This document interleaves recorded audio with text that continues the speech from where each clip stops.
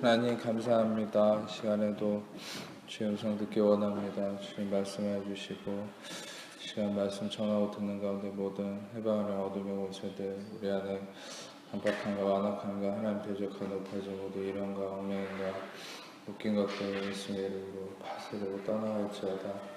그 성령님만 이곳에 환영하고 초청하고 모셔드리고 인정하고 의지하는 영광으로 임하시고 다스리시고 충만케 하시며 주의 나라가 임하여 주시고 뜻에서 이루어진 것 같이 땅에서도 이루어지며 주께서 예비하신 각 신령 안에 30배, 60배, 100배 차고 넘치는 의하며 가득하도록 시간 주장하시고 역사해 주옵소서.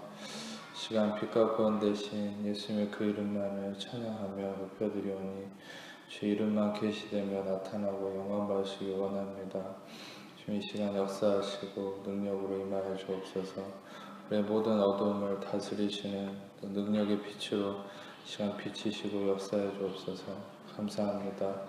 예수님만을 찬양합니다. 영광 받아 주옵소서. 예수님만을 높여드립니다. 의지합니다. 예수님만이 증거되기 원합니다. 영광 받아 주옵소서. 감사합니다. 모든 영광 예수님께만 올려드립니다. 감사합니다. 빛과 구원 대신 그 이름만을 찬양합니다. 영광 받아 주옵소서. 감사합니다. 모든 영광 주님께 올려드리며 우리 사랑하시는 예수님 이름으로 기도합니다. 네, 창세기 1장 1절에서 3절 말씀입니다. 이 마이크 세팅 그 전처럼 한 거 맞죠? 근데 소리가 울리는데? 한번 확인 좀 해볼래요? 창세기 1장 1절에서 3절 같이 읽겠습니다. 태초에 하나님이 천지를 창조하시니라. 땅에 온도나고 공허하며 흑암이 깊음이 있고 하나님의 영은 수면 위에 운행하시니라. 하나님이 이르시되 빛이 있으라 하시니 빛이 있었고. 아멘. 우리가 하나님이 창조하시는 처음 이 기사를 우리가 제대로 알면 굉장히 이 기사 안에 놀라운 진리가 가득하다는 걸 알 수 있습니다. 특별히 창세기 1장 1절을 우리가 주목해 볼 필요가 있는데 이 창세기 1장 1절에 시작하는 태초에라는 말이 있죠. 실은 이 태초라는 말이 가장 먼저 나와요. 실제로 영어도 in the beginning이라고 하고 히브리어도 베레시트라고 해서 이건 태초에라는 말인데 그 어떤 단어보다 이 태초라는 말이 먼저 나온다는 것은 그것은 이 태초라는 말을 통하여서 이 시작점, 즉 이 태초라는 시작점이 하나님으로부터 시작됐다는 것을 세상에 공표하는 겁니다. 이 세상은 많은 것의 시작을 여러 가지 이론들을 통해서 시작이 여러모로 되었다라고 속이고 거짓말을 하지만 결국 그 시작이 무엇인가라는 것을 명확하게 얘기하고 있죠. 이 태초, 이 시작이라는 것은 바로 하나님으로 말미암았다라는 것을 명확하게 성경은 얘기하고 있습니다. 그래서 이것이 이제 처음에 쓰여져서 태초에라는 말을 통해서 하나님만이 처음이시고 마지막이시고 예수님이 자신을 처음과 끝, 알파와 오메가, 또 알레프요 타부라고 밝히신 것처럼 처음과 마지막의 주관자는 바로 하나님이시죠. 그런데 이 하나님께서 천지를 창조하셨다. 정확히 히브리어로는 7개의 단어로 되어 있는데 제가 이 영상을 보지 않겠지만 7개의 단어의 가운데 제가 전에도 나눴듯이 예수님의 시그네이처가 되는 알레프와 타브가 합쳐진 글자가 있습니다.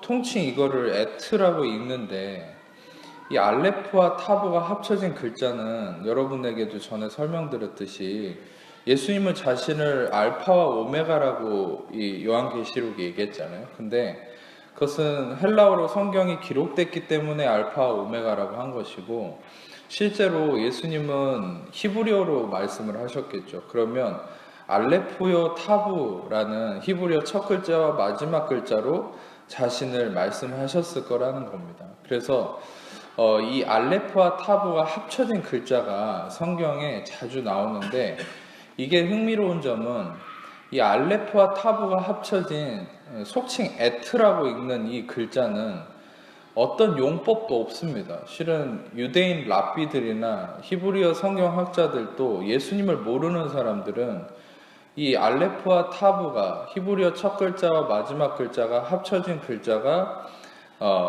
어떤 이 용법이 이루어지지 않는 글자라고 해석할 수 없는 글자라고 얘기를 해요. 근데 재밌는 것은 아주 불규칙하게 성경의 아주 주요한 구절들에 이게 들어가 있어요.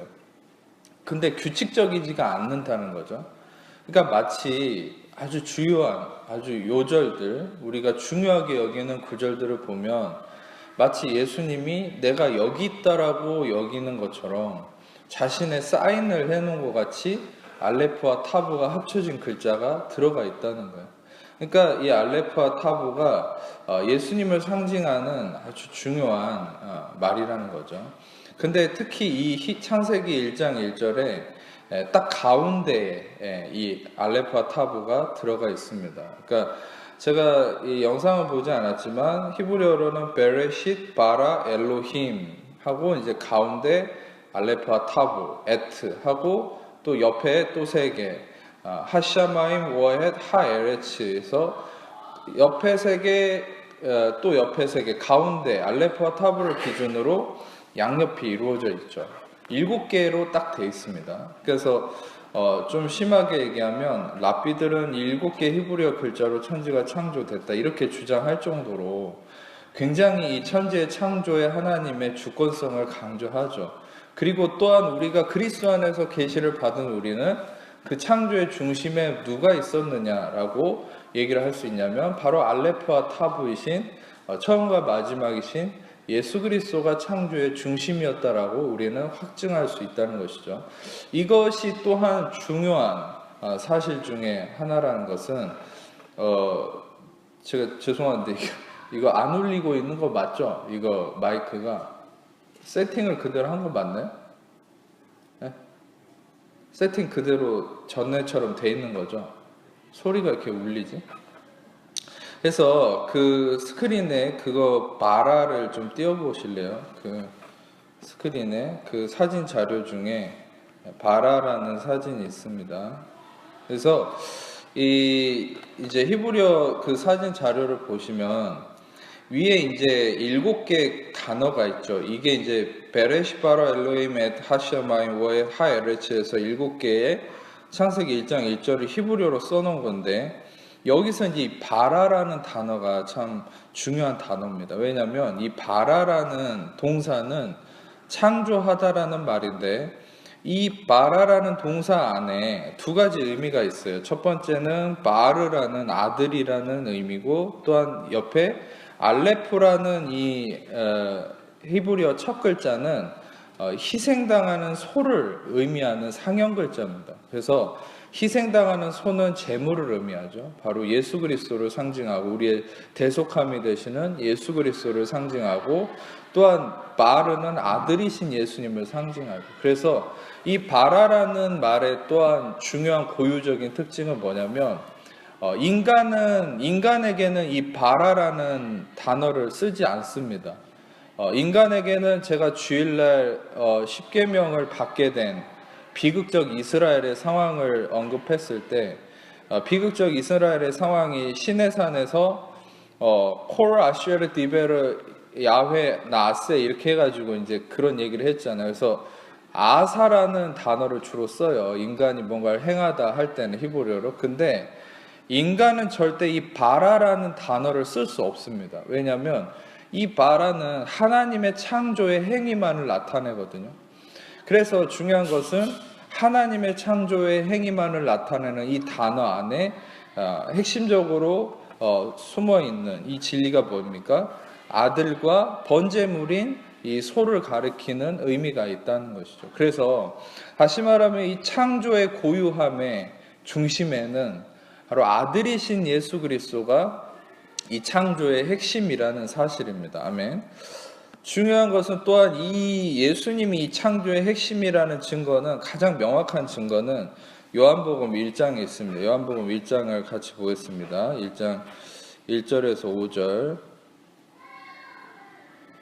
같이 1절에서 5절까지 같이 읽어보겠습니다.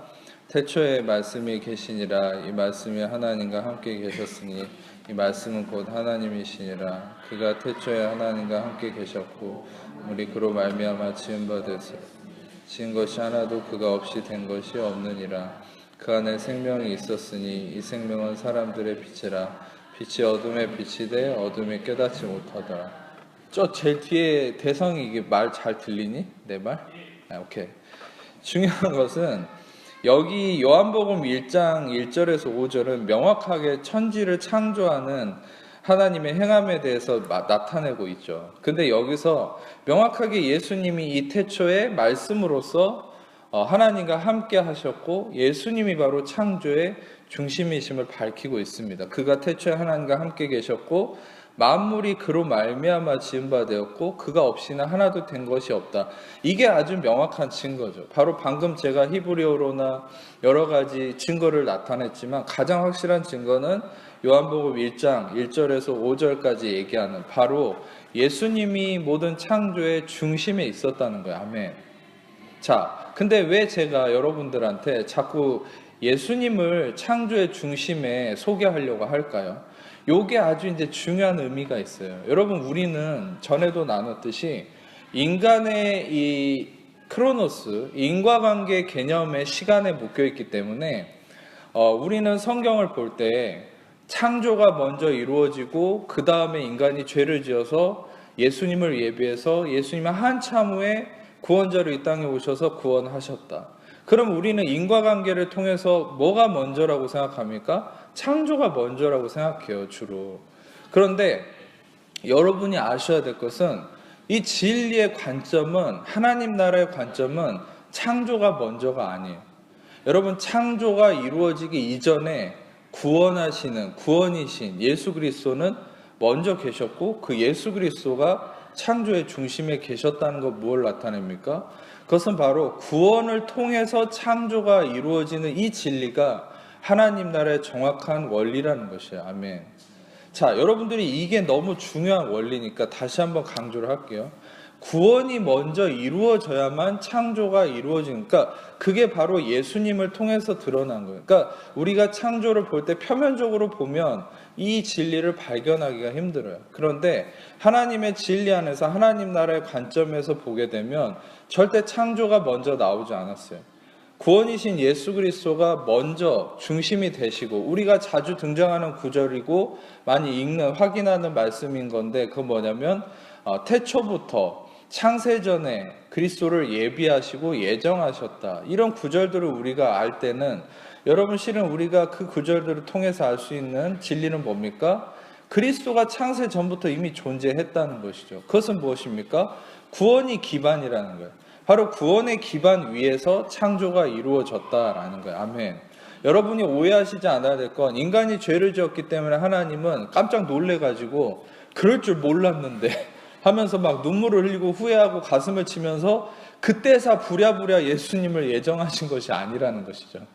하나님은 이미 그리스도의 구원이 그분의 기반이고 세상을 창조하는 모든 능력의 기반이 바로 구원에 있다는 거예요. 아멘. 이것이 왜 중요한 사실인지를 이후에 이제 밝히도록 하고요.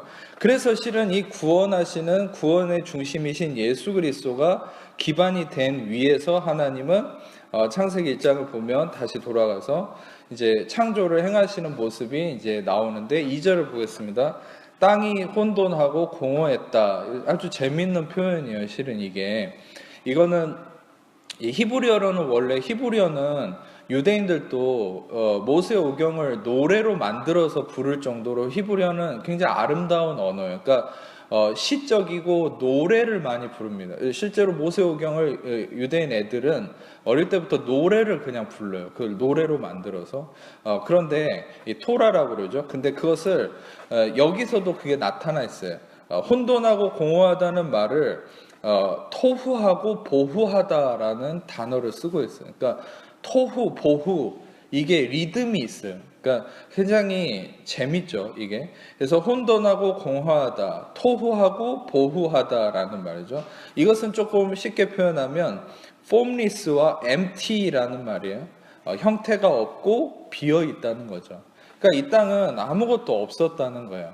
자, 이 땅에 아무것도 없는 상태에서 흑암이 기품 위에 있었다. 아주 어두웠다는 거죠.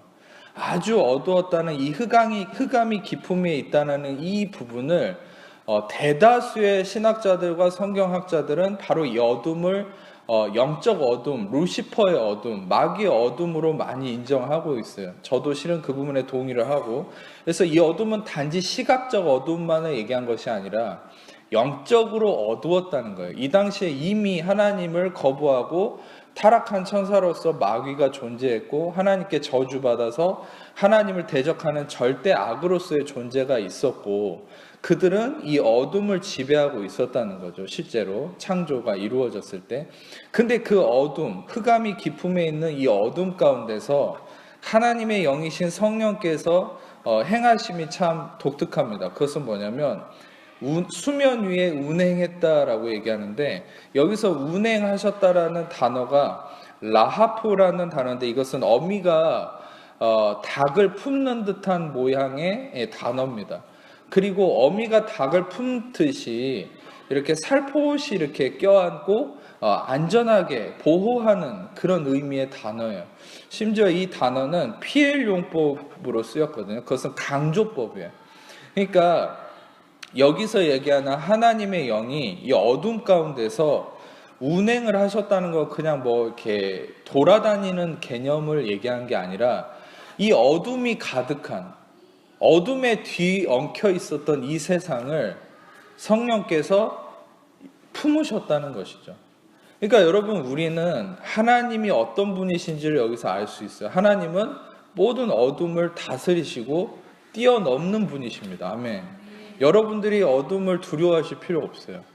애초부터 하나님은 그 어둠을, 모든 마귀의 진과 세력을 다스리시고, 하나님이 부리시는 그 허용선에서만 그 악한 자들도 역사할 수 있죠. 여러분들이 알아야 될 건, 우리는 그 모든 것들을 다스리는 그리스도의 능력 아래 있는 게 여러분과 저입니다. 아멘. 그래서 여러분들은 이제 오늘 이 말씀을 묵상을 해보시면 더욱더 이 진리를 통해 자유함이 있을 것인데, 성령께서 이 어둠이 가득한 가운데 이 어둠을 품으시고, 하나님께서 이 어둠을 품는 상황 속에서 생명을 이루어 가시는 모습이라는 거예요. 그리고 또 한 가지는, 이것은 바로 하나님의 열심을 의미합니다. 우리는 우리의 어떠한 열심을 추구하지만, 우리는 복음의 진리라는 것은 우리의 열심이 아닌 하나님의 열심을 발견하는 것이 복음의 진리죠. 그래서 이 하나님의 영이 하나님의 열심을 따라서 이 세상에, 어둠이 가득한 세상을 품으시고 끌어안으시고 역사하시면 마치 어떤 모습과 같냐면, 이것은 이 신약 성경에서 사도행전 10장에 베드로가 고넬료의 집에서 죄사함의 복음을 전했을 때 듣는 모든 자들에게 성령이 임했죠. 성령이 임했을 때 그때 어떤 단어를 쓰냐면 에피핍토라는 단어를 쓰고 있거든요. 성령이 모든 자들에게 에피핍토했다. 그래서 방언도 하고 예언도 하고 역사가 나타나죠. 그런데 성령이 임했다라는 그 단어와 에피핍토와 동일한 단어가 어디 쓰이냐면, 누가복음 15장에 돌아온 탕자를 돌아왔을 때 아버지가 끌어안죠. embrace, 끌어안죠. 이렇게 꽉 끌어안습니다. 너무 반가워서, 사랑스러우니까. 그 죄 많은 그 아들을 아버지가 끌어안을 때 에피핍토했다라는 단어를 동일하게 쓰고 있어요. 여러분, 성령이 우리에게 임하시는 것도 바로 우리를 껴안는 것이죠. 아멘. 여러분, 막 소위 은사주의자들이 막 나가 떨어뜨리고 막 이런 어떤 과격한 모습과는 반대로 오히려 우리가 진짜 하나님의 그 모습을 알게 되면, 하나님은 우리를 너무 사랑하셔서 껴안으시고 품으시고, 어미가 그 알을 껴안듯이 안전하게 품듯이, 성령께서는 모든 어두움에 가득한 이 세상, 또 여러분의 문제가 가득한 여러분의 상황, 여러분의 모든 존재, 허물이 가득하고 죄가 가득한, 우리 아직도 끊지 못하는 잘못된 습관과 문제와 어둠 가운데, 상처 가운데 있는 그 모든 것들을 성령께서는 끌어안고 계신다는 거. 아멘. 이것이 바로 하나님의 사랑이라는 것이죠. 그래서 이제 그런 하나님의 행하심 속에 3절을 보겠습니다. 하나님이 이 상황 속에서 어떤 진리를 행하십니까? 그것은 빛이 있으라 이렇게 말씀하시죠. 근데 여기에 아주 중요한 원리가 있습니다. 우리는 인간적 어떤 이 세상적 기준으로 우리는 항상 느낀 대로 말을 해요. 그러니까 어두우면 되게 어둡네. 그리고 힘들면 힘들어 죽겠다. 근데 그걸 되게 자연스러운 거라고 생각하는데, 여러분, 우리가 하나님이 천지를 창조하실 때 그 언어의 말씀의 권세로서 우리에게 보여주신 힌트가 있어요. 그것은 우리가 있는 그대로의 상황을 얘기하는 것이 아니라 우리가 원하는 것을 얘기해야 된다는 것을 보여주신 거예요. 그러니까 하나님은 어둠 가운데 오셔서 와 되게 어둡다. 여러분, 만약에 하나님 그랬으면 세상은 더 어두워졌을 거예요. 근데 하나님은 어둠 속에서 빛을 선포하셨죠. 왜냐? 하나님의 마음 속에는 바로 빛이 있었기 때문이에요. 아멘. 그것은 요한복음 1장에도 아까 읽었듯이 요한복음 1장을 다시 한번 확인해 보겠습니다. 아까 여러분들이 읽으셨던 1장 4절을 잠깐 4절과 5절을 한번 다시 같이 읽어볼게요. 시작. 그 안에 생명이 있었으니 이 생명은 사람들의 빛이라. 빛이 어둠에 빛이 돼 어둠이 깨닫지 못하더라. 하나님 안에 생명이 있으셨고 그 생명은 사람들의 빛이라라는 거죠. 그리고 이 빛은 어둠들이 이기지 못했다라는 거예요. 전에도 얘기했듯이 여기서 깨닫지 못했단 말은 카탈람바노라는 말인데, 이거는 이기지 못했다라고 해석해서 쓰는 게 더 맞는 표현이라고 했죠. 그래서 하나님 안에는 빛이 있었고 생명이 있었는데 그 빛과 생명이 바로 예수 그리스도죠. 바로 그 예수 그리스도가 빛과 생명으로서 여러분 이 땅에 바로 예수 그리스도가 창세 때 선포되었는데, 하나님께서는 그 안에 이미 예수 그리스도, 빛 대신 예수 그리스도를 품고 계셨고 그 예수 그리스도를 하나님은 선포하신 거예요. 어둠 가운데. 그랬더니 어둠이 물러갔다. 빛이 있었다라고 얘기하죠. 여기에서 한 가지 이제 중요한 또 자료를 하나 보도록 하겠습니다. 제가 드린 두 번째 스크린 자료를 하나 보여주시겠어요? 그것은 이것도 이제 중요한 부분인데, 이것을 이제 오른쪽에서 왼쪽으로 읽으면 예히오르라는 말이에요. 이것은 이제 예히라는 말은 이스라라는 말이고, 이제 오르는 빛이라는 히브리어입니다.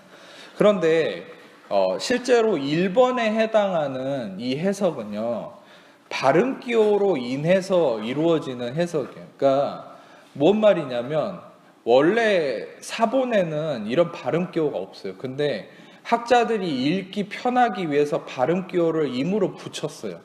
그러니까 원래 사본에 기록된 거에 의해서 이 발음 기호를 다 떼버리고 발음을 하게 되면 바로 발음을 하고 해석을 하면 어떻게 되냐면 실제로 2번의 해석이 더 정확하다는 거예요. 그러니까 빛이 있으라라고 하기보다 바로 하나님의 존재론적인 선포가 나타났다는 것이 더 올바른 해석일 수 있다는 거예요. 그러니까 그건 뭐냐면 나의 야훼는 빛이다. 그러니까 예히라는 말. 그래서 여기서 앞에 빨간색 유드와 해는 바로 야훼의 야자를 가리키고 뒤에 파란색 쉼표같이 생긴 거는 소유격을 가리켜요. 나의라는.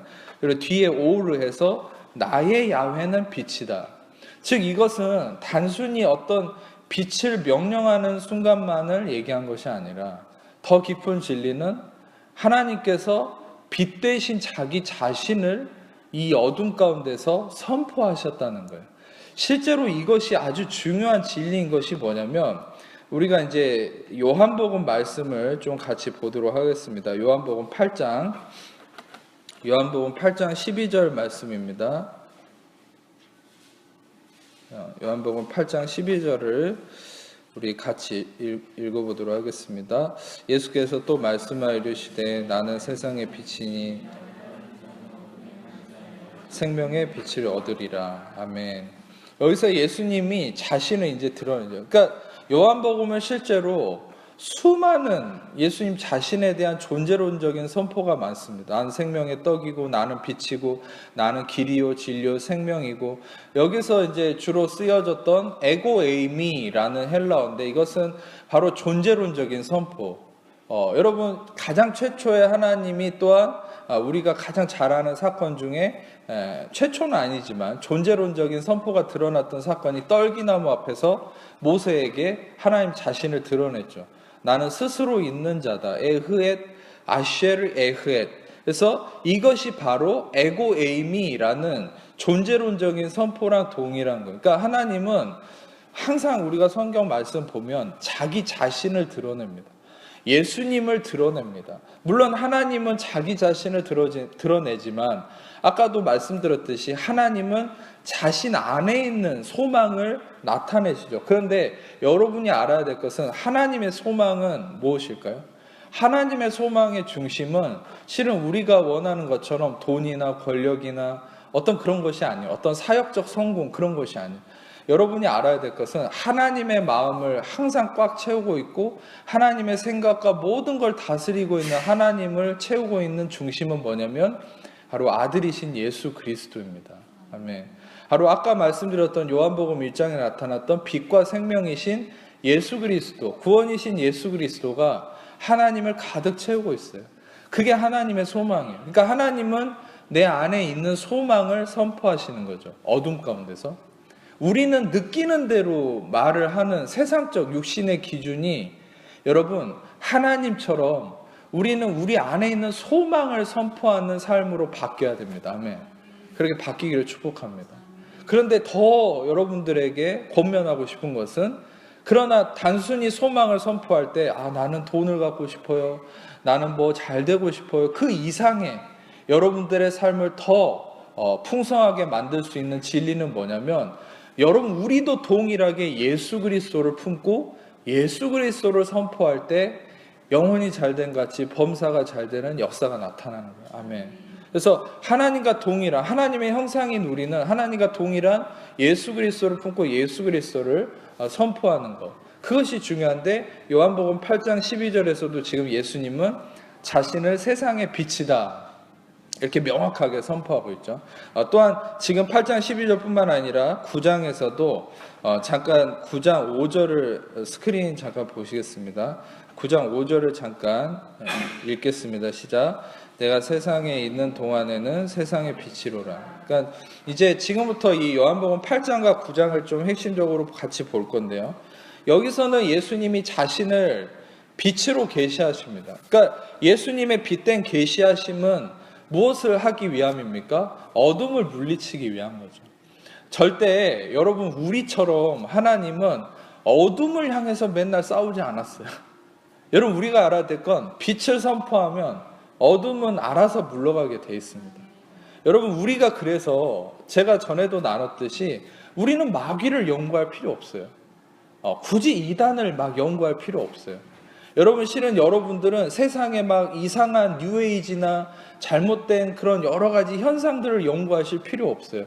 오히려 그런 것들을 내가 마음에 담아둘수록 오염될 수도 있어요. 현혹될 수도 있고요. 그러나 여러분들 안에 빛 대신 예수 그리스도의 진리가 가득 차 있고 그 예수 그리스도의 진리를 선포하면은 어둠은 알아서 물러가는 겁니다. 그래서 이것이 바로 하나님의 창조의 행함이죠. 하나님은 어둠 속에서 빛을 선포하셨다, 구원을 선포하셨다라는 거죠. 자, 여기서 이제 요한복음 8장 12절을 읽었지만 제가 이제 스크린에는 따로 띄워드리지는 못했는데 바로 전절에 11절을 보면 여기서는 어떤 사건이 있었던 거냐면 간음하다가 현장에 붙잡힌 여인이 나옵니다. 간음하다가 현장에 붙잡힌 여인은 여러분이 사건도 잘 아시죠. 그래서 그 여인을 구하시기 위해서 예수님은 이 여인에게 아주 놀라운 진리를 얘기하시죠. 나도 너를 정죄하지 아니하노니 가서 다시는 죄를 범하지 말라. 자, 여기서부터 이제 또 한 가지 중요한 포인트를 말씀드리려고 하는 것이에요. 왜냐하면 제가 아까 초두에 어떤 얘기를 드렸습니까? 우리는 창조보다 구원이 우선이다. 구원이 기반된 위에서 바로 이 세상이 창조가 이루어졌다. 이런 말씀을 드렸죠. 근데 바로 여러분, 우리가 이제 바로 이 부분을 확신하고 이 부분에 대한 진리를 여러분들이 깨달아갈 때 소위 그리스도인들이 원하는 의로운 삶, 성화되는 삶, 어떻게 그리스도인들이 변화되는 삶을 살 수 있을까에 대한 해답이 바로 이 진리에서 찾을 수 있다는 것이죠. 많은 성도들은 실제로 자꾸 자신이 창조를 통해서 뭔가 구원이 이루어졌고 또한 그 구원 안에서 다시 자기가 이제는 창조자가 되기를 원하는 그 육신적 개념에 많이 속아 있다는 것이에요. 자, 그런데 우리가 한 가지 알아야 될 것은 여기서 일단은 살펴보겠습니다. 요한복음 8장 11절에 나도 너를 정죄하지 않는다라는 이 진리를 먼저 선포하시죠. 이 여인에게. 근데 정죄하지 않는다라는 것은 먼저 하나님께서 구원을 이루심을, 죄 없다 하심, 용서하심의 죄사함의 구원이 이루어졌음을 얘기하는 것이죠. 그 구원이 이루어짐을 통해서 예수님은 무엇을 얘기합니까? 죄를 범하지 말라. 여러분, 우리는 보통 지금부터 오늘 이 말씀을 듣는 순간부터 굉장한 여러분들의 생각에 놀라운 자유함과 빛이 비칠 겁니다. 할렐루야. 저는 실제로 이 말씀을 통해서 너무나 많은 흥분이 되는데 그건 뭐냐면 우리는 되게 마음이 우울해져요. 언제 우울해집니까? 성경에서 뭔가를 명령할 때. 심지어는 우리는 율법을 벗어나서 이제 새 언약 아래 있고 복음 안에 있으면 알면서도 어떤 면에서는 여러분 신약을 보면 명령이 많잖아요. 야고보서 같은 거는 더 막 마음이 무거워지고 심지어 그 은혜의 복음 전도자라고 하는 바울조차도 왜 그렇게 명령하는 게 많습니까? 때로는. 그럼 여러분도 헷갈리잖아요. 심지어 예수님의 복음의 말씀은 더 헷갈리죠. 어떨 때는. 도대체 은혜를 얘기하면서 안식하라고 얘기하고 아무것도 하지 말라고 얘기하고 오직 하나님만 바라보고 은혜의 진리만 바라보라고 하면서 명령을 하시는 그 의미가 뭘까? 우리에게 진짜 행하라고 하는 걸까? 여러분도 실은 복음의 말씀을 들으면서 많은 혼란이 있었을 수도 있습니다.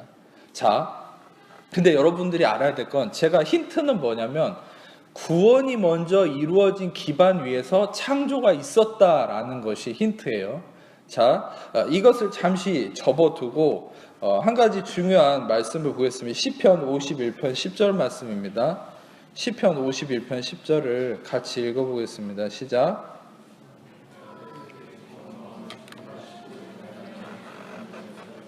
실제로 이 시편 51편 10절은 다윗이 우리아를 죽이고 우리아의 아내를 불륜하고 살인과 간음죄를 짓고 나서 하나님 앞에 범죄함 가운데서 회개함으로 고백했던 기도입니다.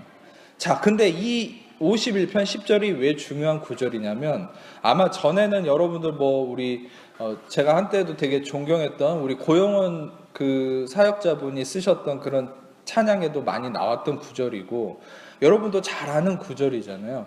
근데 이 구절이 굉장히 중요한 진리를 내포하고 있어요. 그건 뭐냐면 여기서 창조하셨다라는 말이에요.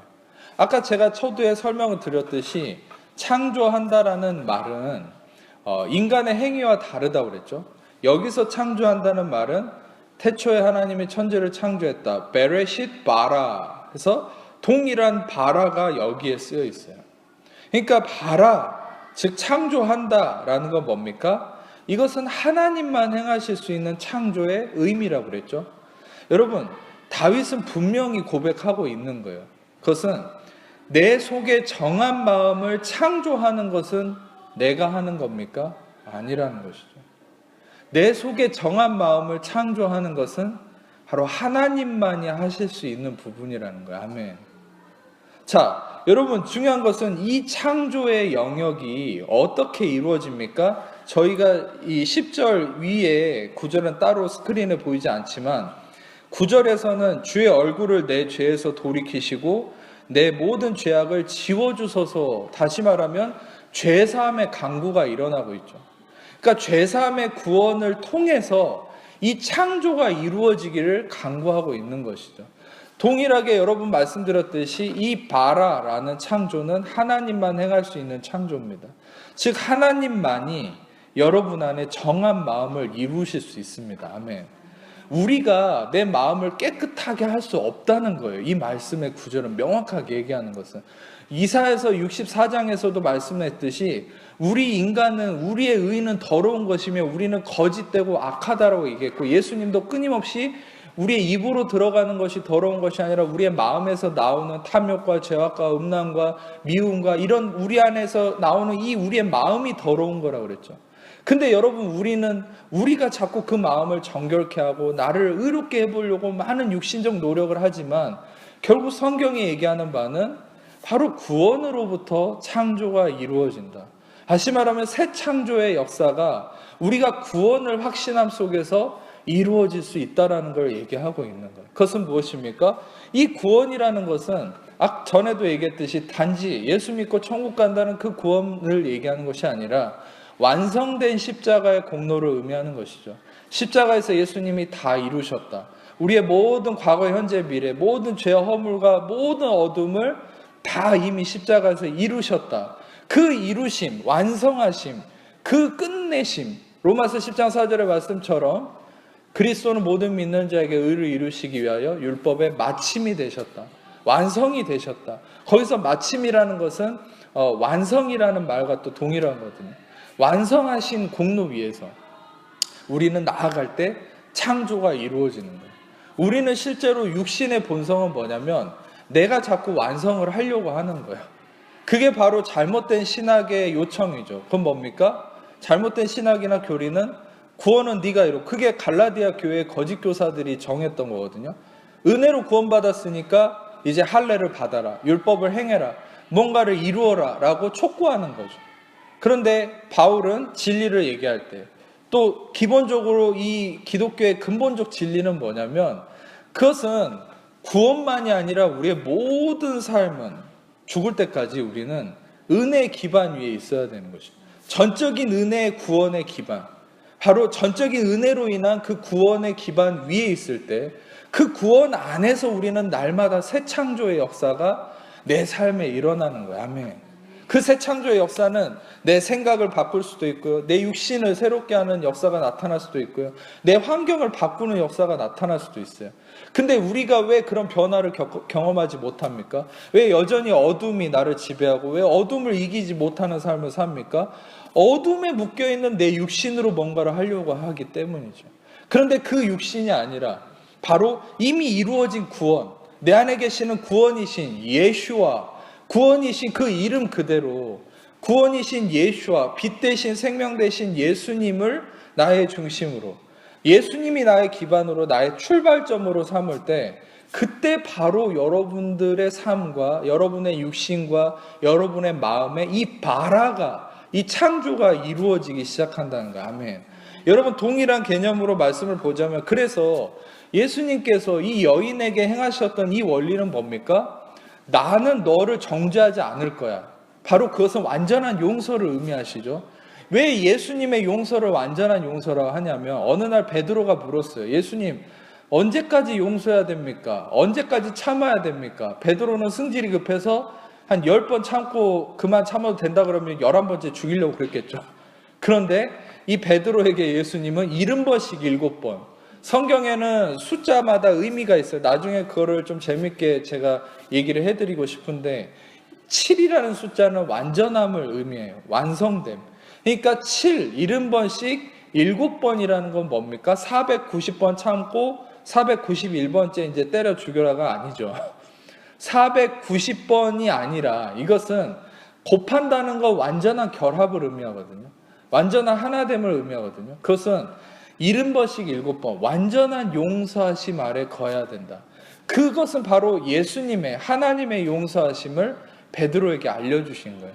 여러분, 예수님의 용서는 일시적이지 않습니다. 영원합니다. 할렐루야. 여러분들의 죄에 대해서 어제 용서하셨다가 오늘 기분이 꿀꿀하거나 여러분의 죄가 좀 더 크면 오늘은 덜 용서하시고 그런 분이 아니에요. 영원히 용서하셨고 이미 용서하셨고 항상 용서하셨습니다. 아멘. 용서가 이루어졌어요. 아멘. 그 완전한 용서하심, 이 바로 구원을 예수님은 선포하시고 그 다음에 뭘 명령하십니까? 죄를 범하지 말라. 자, 이것을 여러분 절대 율법적으로나 행위를 촉구하는 것으로 오해하지 않으셨으면 좋겠어요. 방금 얘기했듯이 여러분, 우리는 구원하심 안에서 바로 그 구원의 기반 위에서 하나님이 어둠 가운데 뭘 명령하셨습니까? 빛이 있으라. 바로 내가 빛이다.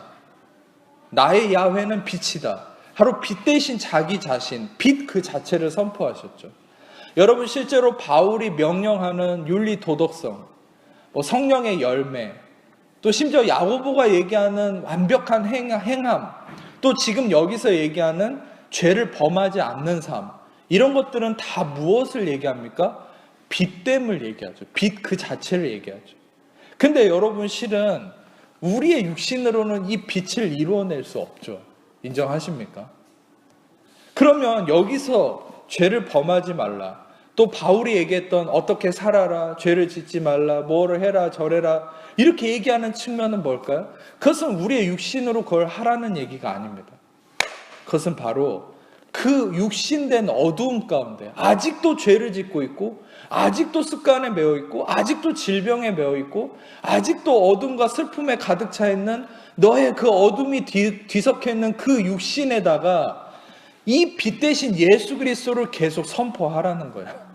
그러면 여러분의 육신이, 여러분의 자유의지가 이 빛에 순종하기 시작한다는 거예요. 아멘.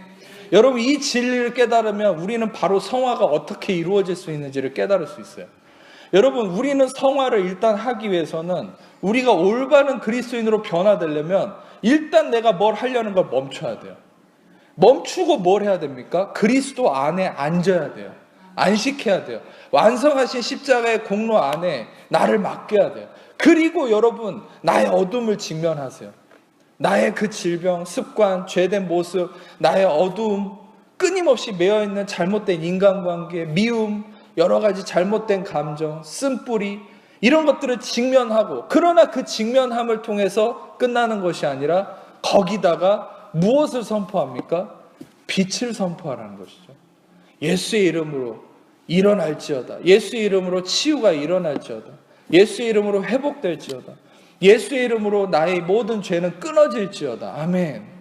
여러분, 실제로 예수님이 죄를 범하지 말라라는 건 뭡니까? 네 육신으로 더 이상 죄 짓지 말도록 노력해라라는 게 아니라 선포해버리는 거예요. 지금 너의 그 죄된 육체, 이 여인의 죄된 육체에다가 예수님은 죄를 범하지 않는 이 진리를 선포해버리는 거예요.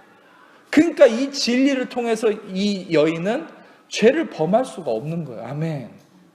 자, 요한복음 이제 9장으로 한 번 더 가겠습니다. 요한복음 9장. 요한복음 9장을 이제 다 읽지는 않고요. 잠깐만 보시면 1절부터 이제 이게 실제로 7절까지인데 핵심은, 근데 이 맹인이 나옵니다. 실제로 이 맹인은 눈이 멀어 있어요. 묘하게도 요한복음 8장과 9장도 이 맥락이 굉장히 이어져 있는 구절이에요. 근데 시험 관계상 그걸 포인트를 맞추기보다 방금 말씀드렸던 측면으로 말씀드리자면, 이 맹인을 눈을 뜨게 하시는 상황인데 동일하게 어떤 부분들이 기술되어 있냐면, 제자들이 이 맹인에 대해서 누구의 죄 때문에 저렇게 됐냐라고 또 죄를 언급하죠. 이 가늠하다 현장에 붙잡힌 여인도 죄로 말미암아 이 죄 때문에 죽어갈 상황이었지만 예수님의 완전한 구원을 통해서 그가 새롭게 됨을, 새 창조의 역사를 선포하시는 모습이 나타냈지 않습니까? 그런데 여기에서도 이 죄로 인해서, 누구의 죄로 인해서 이 사람이 맹인이 되었냐라고 어떤 이 주고받는 말이 오고 갈 때에 예수님은 뭐라고 일축하십니까? 누구의 죄 때문이 아니라 이것은 하나님의 하시는 일을 드러내고자 함이라. 그러면서 예수님께서 자신을 또한 드러내시죠. 아까 8장과 동일하게 나는 세상의 빛이다. 세상의 빛이라는 것을 얘기하십니다. 동일하게 이 죄 가운데, 이 죄에 매여 있는, 어떻게 보면 이 맹인이 눈을 뜨지 못하는 것도 죄의 영역이죠. 이 사람이 뭔가를 죄를 지어서가 아니라 아담의 저주받은 죄로 인한 그런 어떤 눈뜨지 못함의 저주 아래 있는 거죠. 그런데 여기다가 예수님은 자신의 존재론적인 빛을 선포하는 거예요. 바로 구원을 선포하는 겁니다. 그리고 여러분 여기서는 한 가지 중요한 사실이 뭐냐면, 자, 아까 요한복음 8장도 그렇고 9장도 그렇고 요한복음 8장은요 여러분과 확인하지는 않았지만 이 모든 사람이 돌로 그 가늠하다 현장에 붙잡힌 여인을 쳐서 죽이려고 할 때 예수님이 특이한 행동을 2번을 하죠. 그래서 땅에다가 뭔가 글자를 씁니다. 그런데 여러분 실제로 모든 유대인들의 회당은 돌바닥에 세워져 있어요. 그러면 예수님이 땅에다 뭔가를 쓰셨다는 건 돌에다가 손가락으로 뭔가를 쓴 거예요. 그것은 뭔가를 보여주기 위함이죠. 그것은 뭡니까? 바로 돌바닥에, 돌에다가, 바위에다가 손가락이 쓴 거는 바로 십계명을 나타내는 거예요. 하나님의 손가락. 그것도 2번을 썼죠. 왜입니까? 모세가 한 번 깨버리고 한 번 더 받았어요. 십계명. 그러니까 바로 하나님의 거룩한 법은 이 예수님이 주셨다는 걸 나타내는 거예요. 너희들은 율법을 근거해서 이 여인을 죽이려고 했지만 바로 그 법을 준 자가 나라는 거예요. 예수님 자신이라는 거예요. 그러니까 누구도 내 앞에서 누구를 정죄할 자격이 없다는 거예요. 할렐루야. 그래서 예수님이 그랬죠. 나도 너를 정죄하지 않겠다. 누구도 정죄할 자격이 없는데 정죄할 수 있는 유일한 자격이 있는 내가 너를 정죄하지 않겠다. 할렐루야. 여러분들은 누구도 정죄할 수 없는 것이죠. 왜입니까? 유일하게 정죄할 수 있는 그 하나님께서, 예수님께서 우리를 정죄하지 않으십니다. 아멘. 그래서 여러분 그 정죄하지 않는 완전한 용서가 우리에게 선물로 주어진 것처럼 여러분 실제로 이 완전한 하나님 되심, 그것을 예수님이 8장에서 얘기하셨듯이 지금 9장에서도 뭘 얘기합니까? 9장에서도 실제로 이게 이제 흥미로운 겁니다. 여러분들이 이걸 보고 굉장히 무슨 의미일까 많이 고민하셨을 부분이 있었을 수 있는데, 요한복음 9장 6절을 보면 땅에 침을 뱉어서 진흙을 이겨서 그의 눈에 바르셨다. 그리고 실로암 못가에 가서 씻게 하셨죠. 이게 여러분 딱 어떤 모양인지 나오지 않습니까? 바로 이 진흙이라는 것은 펠로스라고 해서 이거는 토기장이가 진흙에 갖고 있는 권리를 가지고 있는 부분에 대한 진흙을 의미하는 거예요. 그러니까 좀 말이 어려운데 다시 말하면 토기장이가 자기가 쓸 진흙을 선택하는 그 의미의 진흙을 얘기해요. 여러분 이것은 마치 아주 그냥 똑같습니다. 이 의미는 창세기 2장 7절을 잠깐 스크린으로 보시면은 창세기 2장 7절에 하나님께서 흙으로 사람을 지으시고 생기를 그 코에 넣으셨죠. 여기서 얘기하는 흙이라는 것은 아파르라는 말인데 이것은 티끌이나 먼지, 재, 무가치한 것을 의미해요. 여러분 그런데 여기서 하나님이 지으셨다라는 것은 뭡니까? 이것은 지으셨다는 것은 야짜르라는 말인데 이것도 동일한 거예요. 이것은 원하는 형상대로 틀에 넣어서 만들었다는 거예요. 그러니까 하나님께서 인간을 아파르, 티끌, 먼지, 재와 같은 무가치한 것으로 하나님의 계획과 형상에 하나님의 틀에 맞춰서 지으셨다는 건 뭡니까? 토기장이가 진흙으로 빚은 거랑 똑같은 원리죠. 바울도 나중에 토기장이의 원리를 언급하지 않습니까? 중요한 것은 여기서 예수님이 진흙을 이겨서 그 눈에 발랐다. 여기서 이겨라는 말이 있죠. 진흙을 이겼다. 그것은 뭐냐면 포이에오라는 말인데 이것 또한 하나님의 창조적 행위를 의미하는 단어입니다. 포이에오라는 말은. 그러니까 이것은 또한 뭐냐면 동일하게 이 예수님께서 왜 이 사람에게 진흙을 이기는 이런 특이한 행동을 하셨냐. 이것은 바로 자신이 창조주임을 나타내는 것이죠. 아멘. 바로 자신이 이 땅을 창조하셨고 이 땅의 모든 죄를 사할 권세가 자신에게 있음을 얘기하시는 것이에요. 자신이 모든 것을 완성하시고 이루시는 바로 구원의 빛 대신 그 하나님이라는 것을 예수님이 드러내는 것입니다. 할렐루야. 그래서 실제로 여러분 예수님께서 이 요한복음 8장과 9장을 통해서 이 요한복음 8장과 9장은 수많은 바리새인들이 자신이 중심임을 얘기하면서 예수님이 뭐 얘기만 하면 부인을 하거든요. 예수님을 거부하는 모습이 계속됩니다. 그런데 예수님은 요한복음 8장과 9장의 핵심은 뭡니까? 내가 하나님이라는 거예요. 내가 빛이라는 거예요. 내가 창조주라는 거예요. 내가 구원의 완성이라는 것이죠. 여러분, 결국 우리의 모든 죄를 사하신 예수님의 중심은 뭐가 있습니까? 그것은 우리의 어떤 것도 우리는 스스로가 빛이 될 수 없음을 명확하게 말씀하시는 거예요. 그리고 우리는 오직 육신에 쌓여서 어둠밖에 있을 수 없다는 것을 얘기하시죠. 그러면서 예수님은 계속 행하시고 말씀하시는 것이 뭡니까? 자기 자신이 빛 되시고 생명이시고 구원이심으로 그 예수님을 통해서 새로운 창조의 역사가 일어날 수 있음을 얘기하는 것이죠. 방금 나눴던 요한복음 9장도 실제로 예수님이 자신이 빛이심을 얘기하죠. 구원이심을 얘기합니다. 그리고 바로 진흙을 이기는 행위를 하시죠. 그것은 뭡니까? 구원을 기반으로 할 때에 바로 새로운 창조가 일어나는 것을 보여주신다는 것이죠. 여러분들이 알아야 될 것은, 여러분, 우리는 더 이상 내가 새로운 창조를 이루기에 노력하실 필요가 없어요. 애초에 그걸 이룰 수도 없습니다. 인정하시기를 축복합니다. 여러분 스스로가 창조자가 될 수 없습니다. 인간이 아무리 뛰어난다 해도 그는 흉내쟁이밖에 될 수 없죠. 결국 어둠일 뿐입니다. 모든 육신은. 율법의 행위로 그 앞에 의롭다함을 얻을 어떤 육체도 없다고 했죠.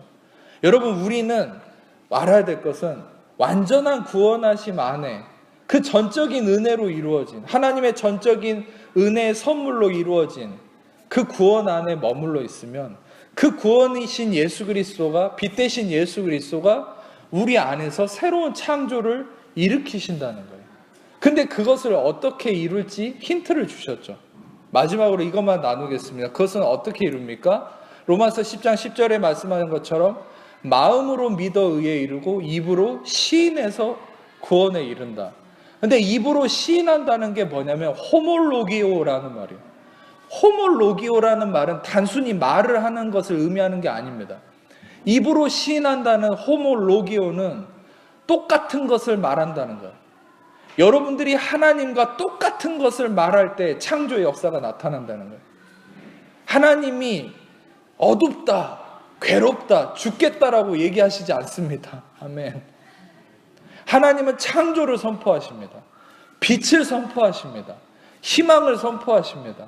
하나님은 구원을 선포하십니다. 아멘.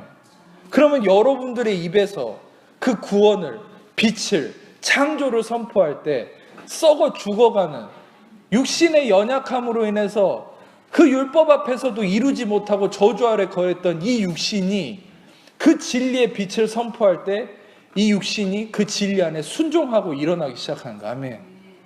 빛이 임할 때에 어둠은 물러가고 하나님의 그 빛이 창조를 일으키시기 시작하는 것이죠.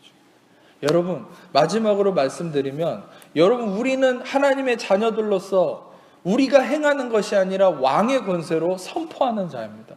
종은 매일같이 서서 움직이고 일하는 자지만 자녀는 앉아서 명령하는 자입니다.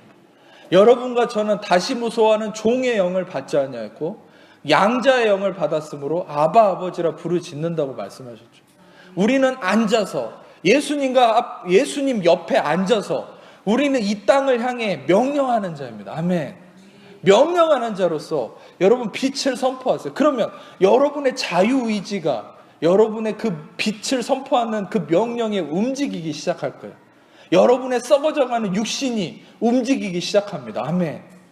여러분들 그것이 바로 구원을 통한 새 창조의 역사임을 아셔야 돼요. 여러분들은 더 이상 창조를 이루는 자가 아니라 창조주이신 하나님 앞에 구원하심을 선물로 누리고 앉아서 그 구원하심을 날마다 내 삶에 선포하세요. 그 구원이 이루신 놀라운 사실을 선포하세요. 여러분들이 도둑질하지 않고 싶으십니까? 도둑질하지 아니하려고 노력하지 마십시오. 그냥 그 빛된 진리를 여러분 육신에 선포하세요. 도둑질하지 말지어다. 도둑질하지 말지어다. 여러분들에게 그 육신을 향해서 그 진리를 선포해 버리세요. 아멘. 여러분 간음하지 않고 싶습니까? 그러면 간음하지 않으려고 노력하지 마세요. 그걸 지키려고 달라들지 마세요. 그냥 앉으세요. 앉아서 여러분의 그 썩어져가는 육신, 어둠에 감싸여 있는 그 육신을 향해서 나는 간음하지 않는 자라는 진리를 선포해 버리세요. 아멘. 나는 예수 그리스도 안에서 간음할 수 없는 자입니다. 여러분 로마서 6장에 뭐라 했습니까? 우리는 죄를 지을 수 없는 자라고 바울이 선포해버리죠. 여러분 우리는 죄를 짓고 안 짓고를 떠나서 우리의 본질은 죄를 지을 수 없는 자라고 바울이 얘기하고 있죠. 그것은 무엇을 얘기합니까? 그것은 여러분들이 명확하게 알아야 돼요. 여러분들 스스로에게 죄를 지을 수 없는 자라고 선포해야 된다는 거예요. 그 진리를 우리에게 선포할 때 그 진리로 말미암아 내 육신의 새로운 창조가 일어난다는 사실이에요. 아멘. 여러분, 또한 여러분이 질병 가운데 있습니까? 무엇을 선포해야 됩니까?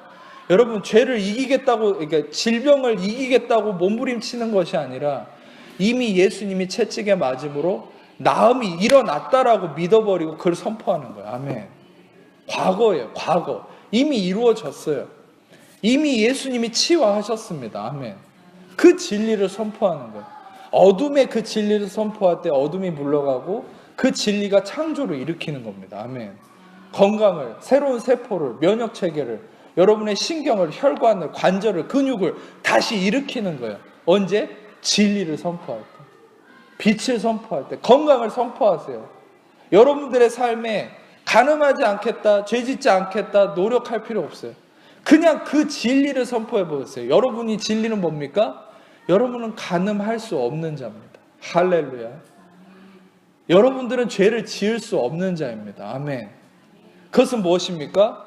여전히 죄를 짓고 있지만 구원 안에 있는 나 자신을 보는 거예요. 조금 시간이 오버됐지만 1분만 더 얘기하자면 구원 안에 있는 여러분 자신을 선포하라는 거예요.